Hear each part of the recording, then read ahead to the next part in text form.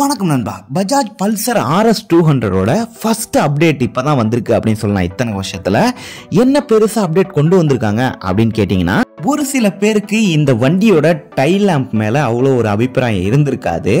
ஆனால் இப்போ பார்த்தீங்க அப்படின்னா புதுசாக ஒரு டைல் லேம்ப் டிசைன் வந்து கொண்டு வந்திருக்காங்க அப்படிங்கிறத சொல்லணும். இதை பார்க்கும்போது ஒரு டைல் லேம்ப் மாதிரி ஒரு ஃபீல் ஆகல, ஏதோ டேன் இண்டிகேட்டர்ஸ் மாதிரி தான் இருக்குது. இதை அப்படியும் கூட சொல்லலாம், tail lamp plus turn indicators ரெண்டுமே சேர்ந்த மாதிரி ஒரு இன்டெகிரேட்டட் சிஸ்டம் தான் வந்து கொடுத்துருக்காங்க அப்படிங்கிறத சொல்லணும். இன்னும் கொஞ்சம் இந்த டைல் லேம்ப் டிசைனை வந்து நல்லா கொடுத்துருந்தாங்கன்னா இன்னமும் நம்ம நல்லபடியாக சொல்லியிருக்கலாம். ஆனால் இந்த தடவையும் கொஞ்சம் சொதப்பின மாதிரி தான் தெரியுது டைல் லேம்ப் டிசைனை பொறுத்த வரைக்கும். இது என்னோட பர்சனல் தாட் தான். நீங்க என்ன நினைக்கிறீங்க அப்படின்னு சொல்லிட்டு கமெண்ட் பாக்ஸ்ல கமெண்ட் பண்ணுங்க. அடுத்தது இதுல டேஷ்போர்டு பாத்தீங்க அப்படின்னா NS 400Z இருக்கும் இல்லையா, அத மாதிரியான ஒரு கலர் LCD டிஸ்பிளே வந்து கொடுத்துருக்காங்க.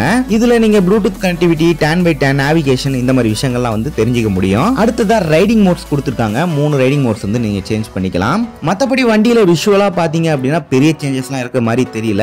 முக்கியமா இதுல பாத்தீங்கன்னா இந்த டெயில் லேம்ப் செக்ஷன் தான் வந்து மாத்திருக்காங்க அப்படிங்கறத சொல்லணும்.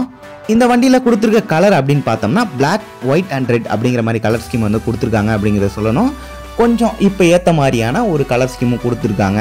இதில் கொடுத்துருக்க இன்ஜின்லாம் பற்றி உங்களுக்கு ஏற்கனவே தெரிஞ்சிருக்கலாம். 199cc சிங்கிள் சிலிண்டர் இன்ஜின் கொடுத்துருக்காங்க. இது அதிகபட்சமாக 24.5 ஹார்ஸ் பவரையும் 18.7 நியூட்டன் மீட்டர் டார்க்கையும் வந்து ப்ரொடியூஸ் பண்ணும். 6 ஸ்பீட் கியர் பாக்ஸ் வந்து இதில் கொடுத்துருக்காங்க. ஸ்லிப்பர் அண்ட் அசிஸ்ட் வச்சு வருது.